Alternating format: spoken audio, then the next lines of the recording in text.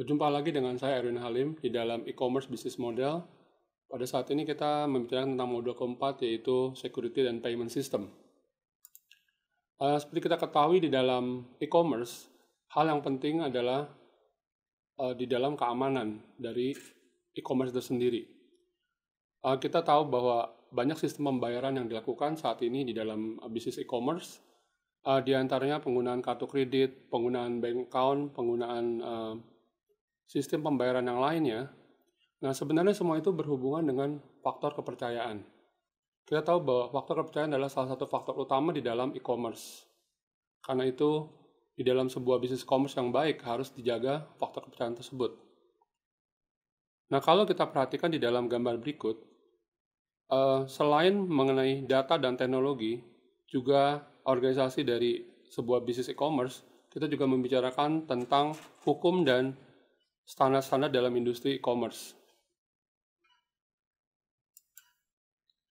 Hal-hal apa saja yang dibicarakan atau kita perhatikan di dalam keamanan dari e-commerce? Yang pertama adalah mengenai integritas. Jadi bagaimana informasi yang diberikan di dalam situs web, di dalam e-commerce tadi, memberikan sebuah integritas yang memang baik bagi kedua pihak, baik kepada pemasar maupun pembeli. Kemudian adanya faktor kepastian, di mana ada kepastian dari pihak pembeli bahwa mereka akan melakukan pembelian jika sudah melakukan sebuah keputusan. Nah, hal ini berguna untuk penjual atau pemasar, di mana dengan adanya kepastian pembeli, maka pihak penjual atau pemasar tadi mendapat kepastian juga untuk mengirimkan produk atau jasanya. Hal berikutnya adalah mengenai autentifikasi. Nah, setelah pihak pembeli ataupun pemasar mendapatkan order, mereka mendapatkan kepastian bahwa ada sebuah autentifikasi dari kedua belah pihak bahwa produk atau jasa yang akan dipesan itu akan dikirimkan. Kemudian poin berikutnya adalah masalah kerahasiaan. Kerahasiaan dalam hal ini adalah kerahasiaan dari data yang dikirimkan oleh pihak pembeli maupun penjual melalui situs e-commerce. Dan ada faktor yang lain adalah masalah privacy. Misalkan untuk produk-produk tertentu yang kita tahu ada faktor masalah pribadi di mana penjual ataupun pembeli menjaga kedua belah pihak untuk informasi tersebut. Dan yang berikutnya adalah masalah ketersediaan. Jadi ketersediaan dari produk atau jasa itu juga harus disampaikan dalam situs e-commerce. Selain faktor sekuritas atau keamanan, kita juga harus membicarakan faktor lain yang perlu diperhatikan selain dari keamanan adalah faktor dari kemudahan dalam menggunakan situs.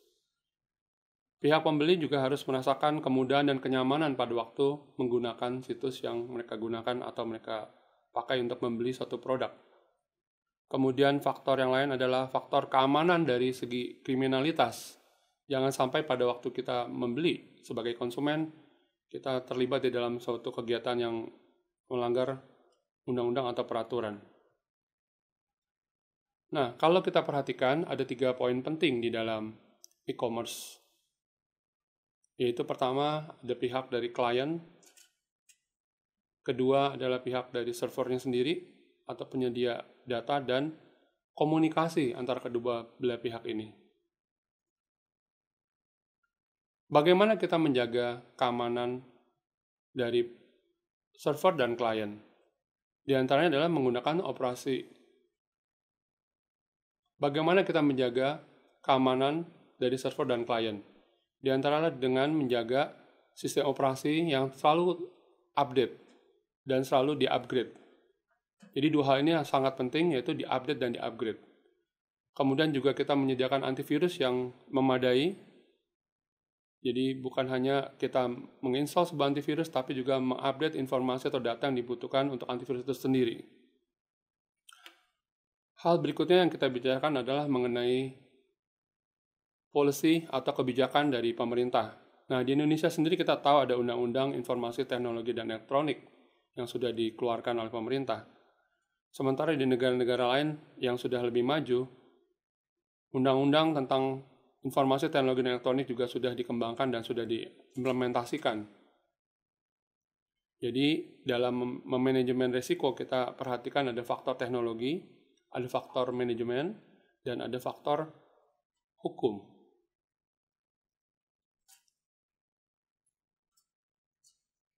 Nah, kalau kita lihat diagram berikut ini,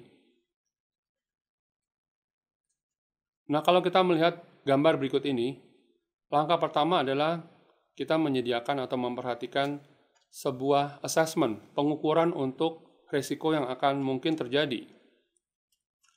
Jadi di dalam langkah pertama ini diperhatikan hal-hal apa saja yang mungkin terjadi di dalam sebuah bisnis e-commerce, risiko-risiko yang mungkin bisa terjadi di lapangan. Kemudian langkah kedua adalah membuat sebuah kebijakan keamanan atau membangun sebuah security policy. Hal ini harus dimulai oleh perusahaan e-commerce. Dan kemudian langkah ketiga adalah membuat sebuah langkah implementasi dari rencana sekuritas atau keamanan tadi.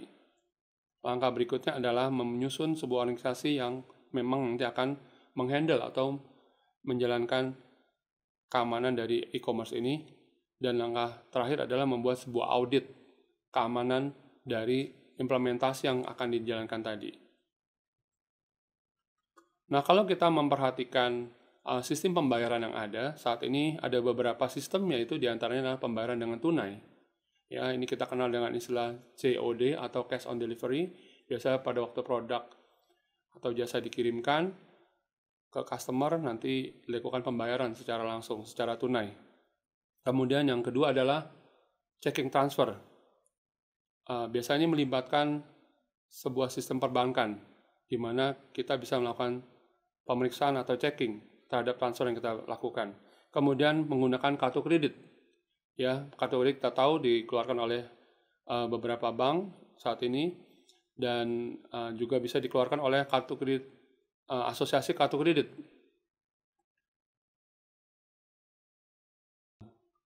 Tipe pembayaran yang lain yaitu store value, di mana sejumlah uang didepositkan di sebuah account dan nanti dapat digunakan untuk melakukan pembayaran. Dan yang terakhir adalah accumulating balance. Accumulating balance ini adalah sebuah sistem pembayaran yang juga menggunakan deposit, di mana konsumen bisa melakukan pembayaran dengan menggunakan telepon ataupun menggunakan account yang mereka miliki. Siapa saja pihak-pihak yang terlibat di dalam pembayaran? Yang pertama tentunya adalah konsumen atau pelanggan. Kemudian pihak penjual atau merchant. Kemudian pihak keuangan, dalam hal ini bisa bank atau pihak lainnya. Dan yang terakhir adalah pemerintah yang membuat regulasi. Ada alternatif pembayaran yang lain. Misalnya kita mengenal dengan istilah digital wallet, ya, di mana konsumen menyetor sejumlah uang di dalam digital wallet ini. Kemudian juga bisa yang kita kenal dengan digital cash. Ya, pada intinya kedua sistem ini sama-sama mendepositkan sejumlah uang kepada pihak ketiga. Demikian materi dari modul keempat ini. Terima kasih atas perhatiannya. Kita akan melanjutkan di modul berikutnya.